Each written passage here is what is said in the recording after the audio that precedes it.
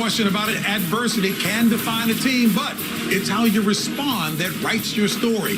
The Texans faced their test early and passed with flying colors, routing the Chargers 32-12 to advance to the divisional round.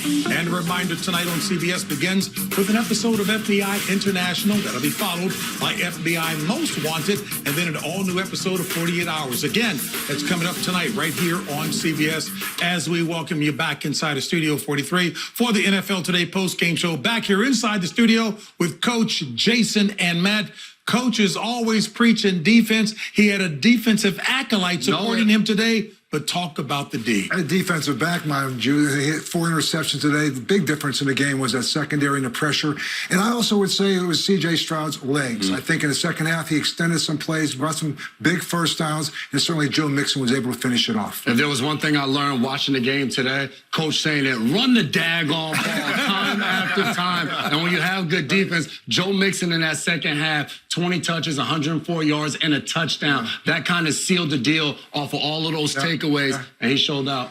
Yeah, and when you're in the playoffs, it comes down to momentum changes in the game. That game changed on the muff snap by C.J. Stroud and the big completion. Before that, C.J. Stroud, 9 of 16, 83 yards and an interception.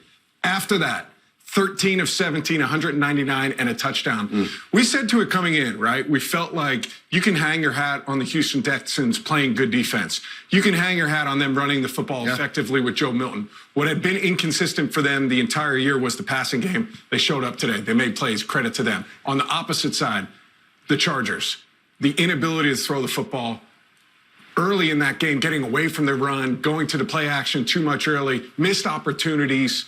Tough day if you're the Chargers. You know, I go back to that first quarter. It was a 3rd and 1. They could not make the 3rd and 1. They sat there and settled for a field goal. And I thought 2 field goals were in that game. That defense from Houston, all of this in the back end was the picks, but they stopped the run today. It made the LA Chargers one-dimensional. When you can do that as a football team defensively, that just makes it so much easier on your side. And there's going to continue to be question marks about Justin Herbert. We saw in the last playoff game where they lose to the Jaguars where they're up big, and we see him today not able to perform. The turnovers, his receivers didn't help him at all. Some drops that one, a pick 6. So he has to figure out a way to get over the hump and win a playoff game. To hear a Super Bowl winner say you learned about how he preached the running game, he's done that for 18 years. We're believers. Hey, folks, a reminder, NFL Wild Card Weekend, powered by Verizon, continues tomorrow, 1 Eastern, right here on CBS. That's when the Broncos face Josh Allen and the Bills.